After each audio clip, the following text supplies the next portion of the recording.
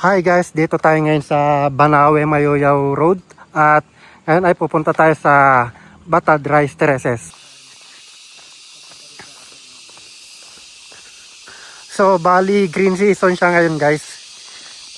Ang date is May 21, 2026. So green season na.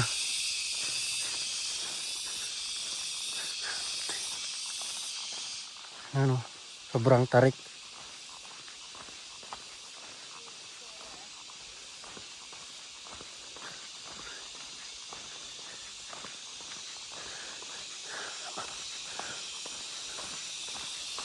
Yung mga kasama ko. At ito pala yung sinasabi na lang magtungkod.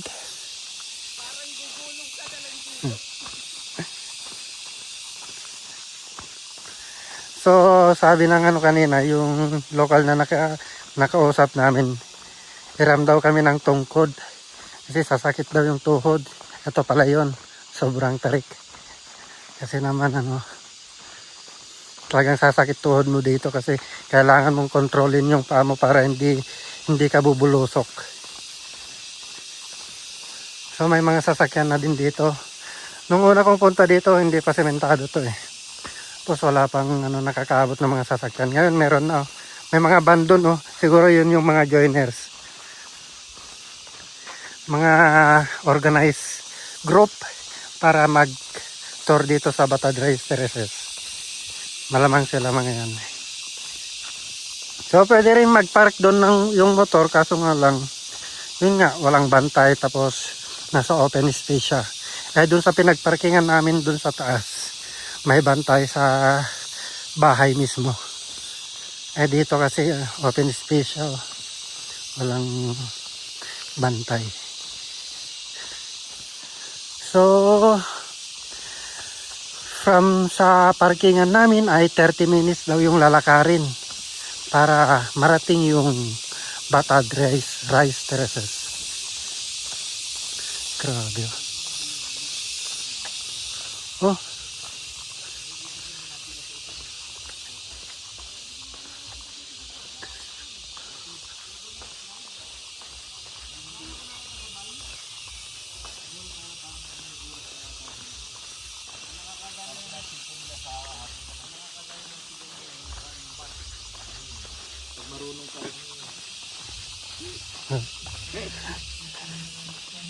Nagkakarmono na lang. Marami kayong dala, kuya? Kun kami ang 20 yata. 20 yata. Dalawang van? Oo. Meron din sa taas eh. Meron din doon. Sige po. Sige.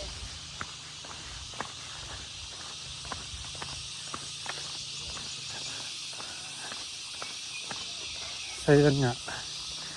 Kausap natin yung mga drivers ng mga organizer. Yun. Papasok na tayo sa makitid na daan. Sign na to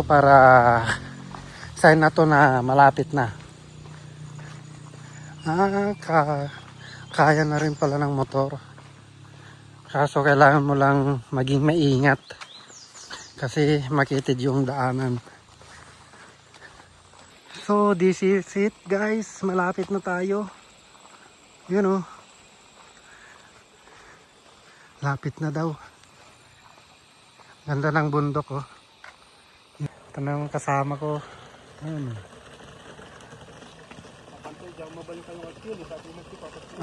Mamimili naman kami. So yun na nga. Tuloy natin ang paglalakad.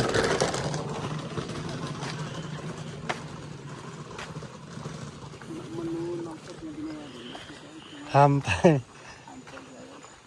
Nag-inquire kami lang kay Facebook.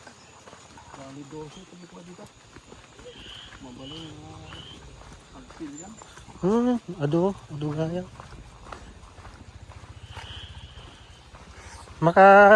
Makapasok mo gamit dito motor. Uy. Nalapot ni pabisadong dati. Yan o, may motor o. Oh. So, sa wakas guys, narating din natin tong Batad.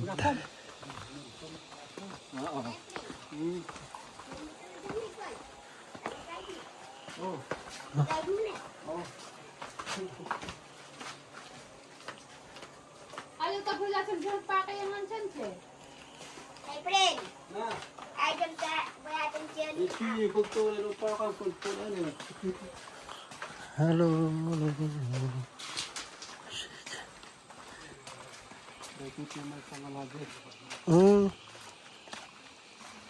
May isa.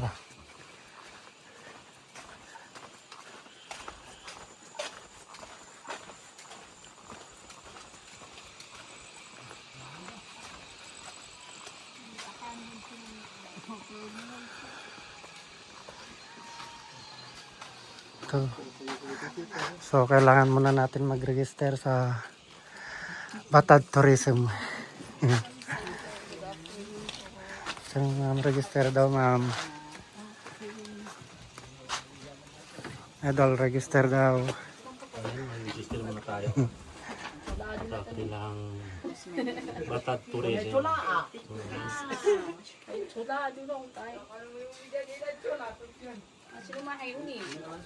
Bali, magkano po?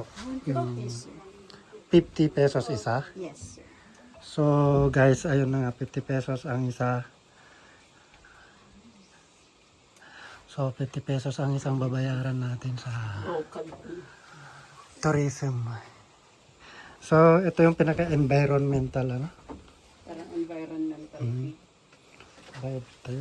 So, yung binayaran natin na 50 pesos ang bawat isa is heritage fee dito sa Batad Tourism.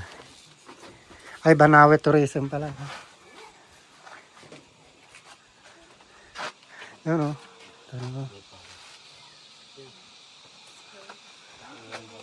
Thank you po.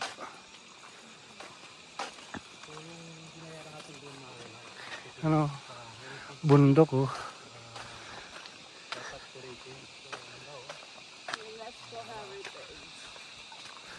So, it's time to maghanap ng matutulugan. So, sabi nila dito may 12 daw na inn. Oh, yun oh. Kita na natin yung Batad Rice Terraces. So, ito na nga.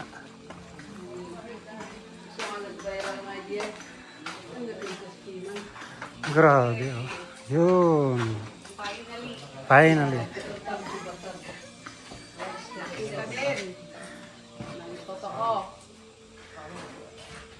Ay, napagnanan no mapandigay viewpoint di yun. Ayagdan? Ato eh? Ayay, dalan.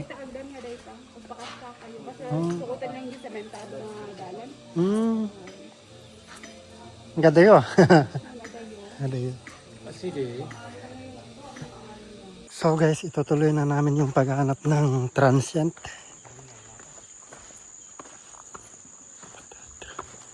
Hello.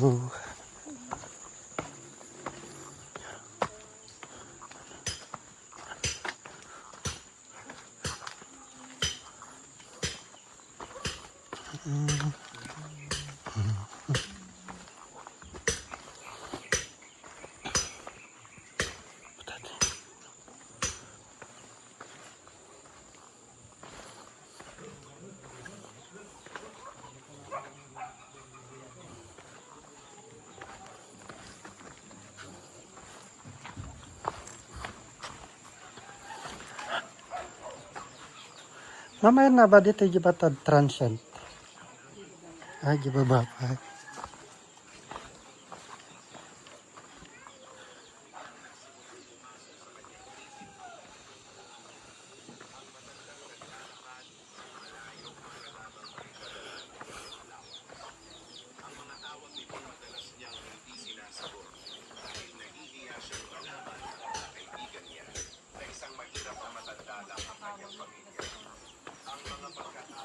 Yun.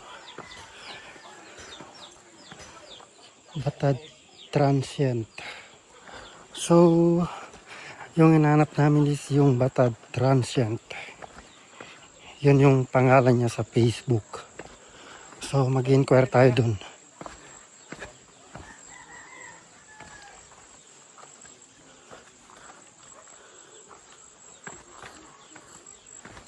Yoo.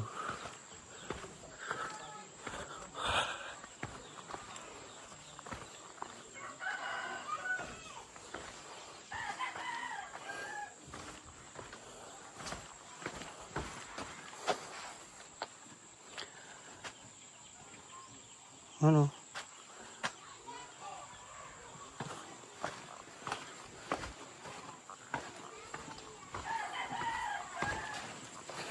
Yun. Sakit na ng muscles, guys. Yun.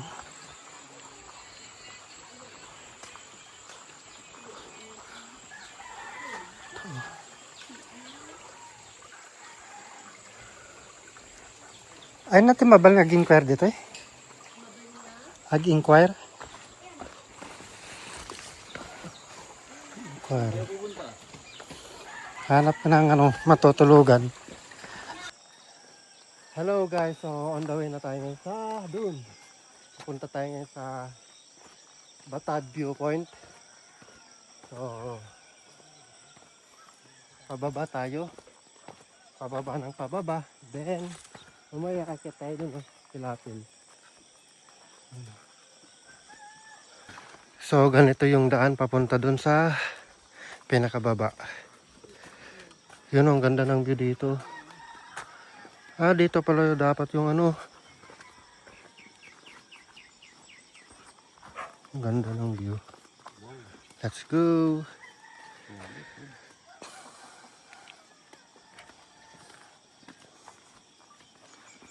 Tarik. Puro patarik yung mga daan dito, guys. So, dito masusukat yung tibay ng tuhod natin. Yan o. Umpisa pa lang yan, pero sumasakit na yung tuhod. Walang exercise eh. So kung nagplaplano kayo magbatad, siguraduhin nyo lang na matibay din yung tuhod nyo. Kailangan nyo ng at least preparation na walking o kaya jogging para hindi mabigla yung tuhod nyo at manakit pagtapos ng mahaba-habang hike.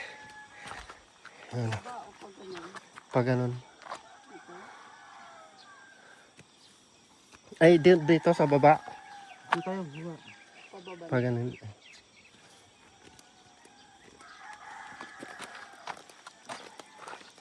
Yun o. Pababa. Pababa pa rin tayo. Yun na. Yun. So ganito yung asahan yung lalakarin pag pupunta kayo ng viewpoint doon sa pinakataas doon. Doon yung pinakamagandang view. Pero dito pa lang sa dinadaanan natin, sulit na yung view dito. Busog na yung mata natin. So let's go.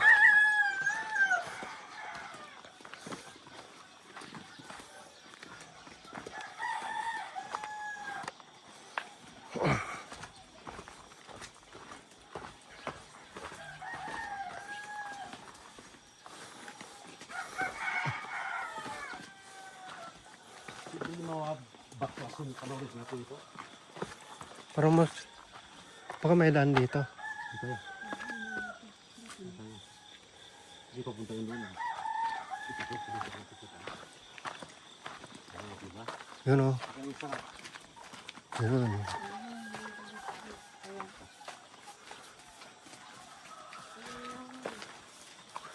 So ito na nga, nasa pinakababa na tayo. Morning po.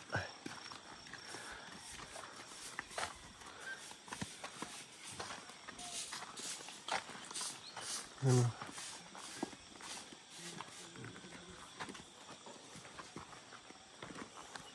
Yun. Yun o. May mga native house din oh. Sa kung alam nyo, ito yung pinaka unang bahay nila. Yan yung pinaka unang bahay nila.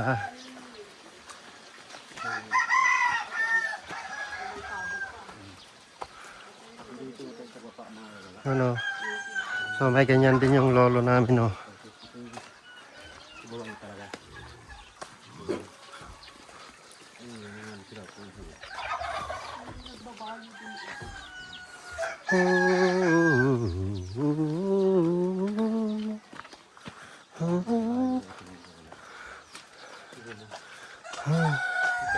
So sa mga nagtatanong dyan kung pwede kayong mag-DIY, pwede. Marami naman dito mga transient house na nagpapaupa ng bahay. Ano? So yun yung akyatin natin, oh. Yun.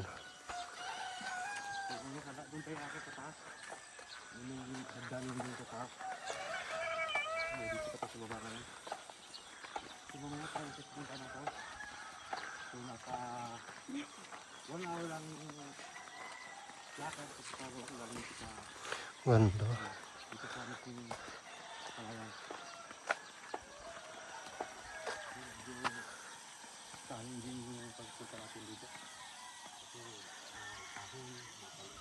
Ano? So ito yung village. Ito, doon kami galing. Doon kami sa pinakamataas galing. Tapos bumaba kami dito. Then, paakyat naman doon sa taas. Doon. Doon yung pinaka viewpoint niya. So, let's go! So, ayun na nga guys. Nangangalahati na tayo sa akyatan. Grabe, sobrang tarik. Oh. Sobrang tarik nito guys. Ano oh. Ganito oh. Pero, tignan nyo yung background ko. So guys, tuloy natin ang pag-akyat. Ayan. Ano? Hit na naman tayo. Grabe ang akyatin to. Sobrang tirik. Tirik talaga mga kagala. Kumbaga, Grabe.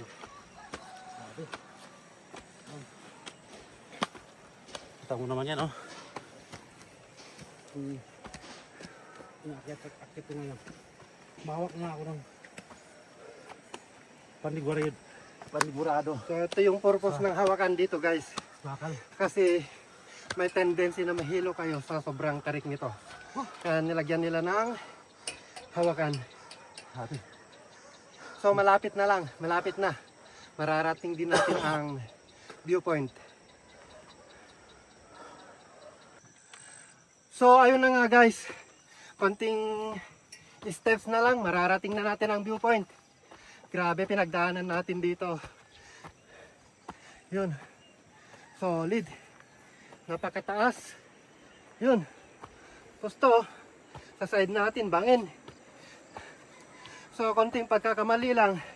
Pag malalaglag ka dito. Buti may hawakan. May harang. So, required dito magpahinga.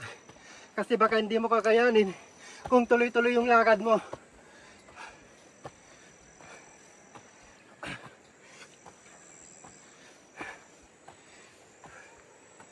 Grabe ang taas na natin.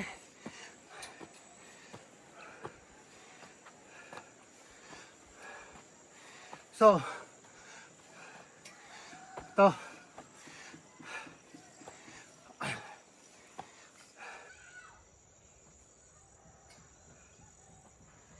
Grabe. Tarik. So, ito yung viewpoint guys. Narating din namin sa wakas itong viewpoint. So, ito yung pinagpaguran namin ng halos 1 oras. Makakaupo din sa wakas. So, ito yung magiging view mo habang nagpapahinga. Yun. So, after nga ng 1 oras na pagtatambay natin dito sa viewpoint, ay ayun na nga, pababa na tayo. So, nauna na yung kasama natin. Andun na siya.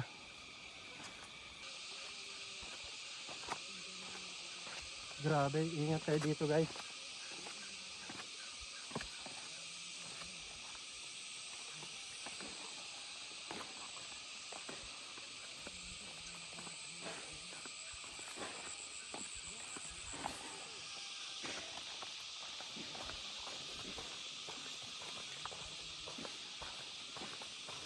So, pababa na tayo guys. Ngayon ay pupunta naman tayo sa falls. So, kung pupunta kayo dito sa Batad, Banawe, Ifugao, ay wag niyong kalimutan na puntahan din yung falls. So, let's go.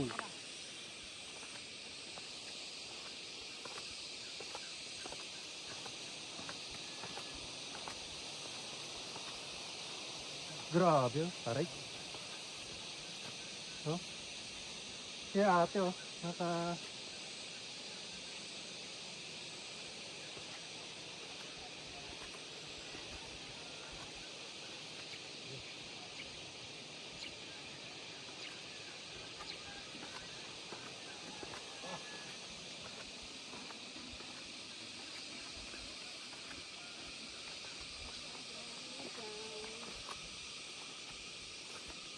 Yan, dito ko na.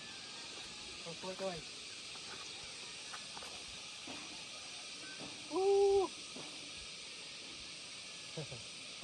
Yan o, ayos.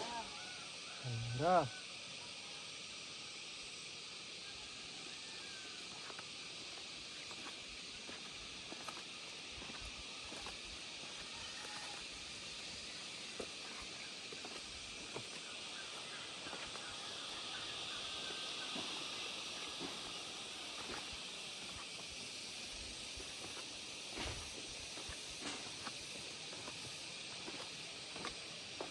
So guys, doon yung Batad Rice Terraces viewpoint. Tapos yung papunta naman sa falls, eh ito. Yun, kung makikita nyo yung daan doon. So sobrang tarik niyan.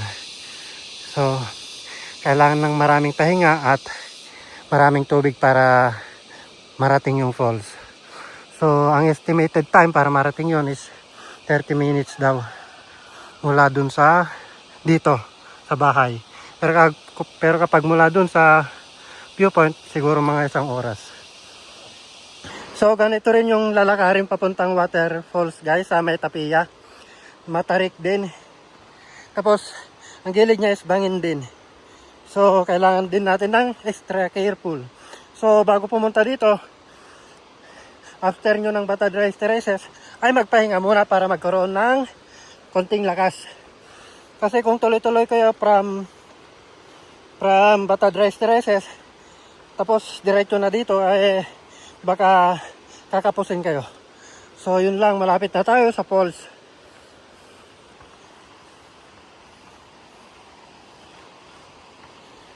Yun.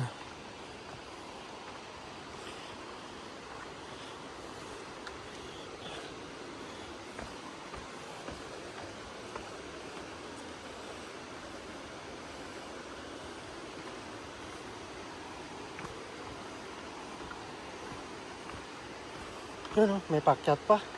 Kala ko, eto na. So, may pakyat pa pala. So, kaya medyo mabilis tayo is tinakbo natin. Pero yung kasama natin, nandun pa sila sa taas kanina. So, tinakbo ko na para makapagpahinga. Yun. Ito. So, yung medyo dinig na natin yung bagsak ng tubig galing sa Tapia Falls. So, this is it guys. Welcome to Tapia Falls, Banawe, Ifugao. So, ito. Yun. Oh. Yun. So, ito na nga guys. Papunta na tayo sa mismong falls. Bababa tayo sa mismong falls para mas lalo natin ma-appreciate yung ganda nito. Yun oh. Ito. Yun. So, nasa baba na tayo guys. At mataas din siya. Sobrang taas din. Oh. Mataas din oh.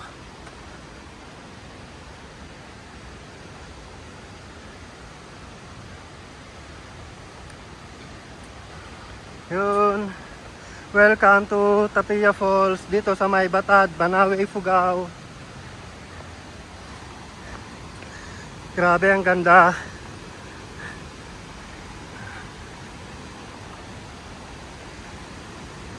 Oh. Grabe. Ganda. So, subukan pa nating lapitan. Lapitan pa natin, guys.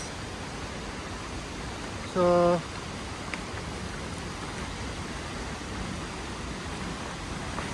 yun.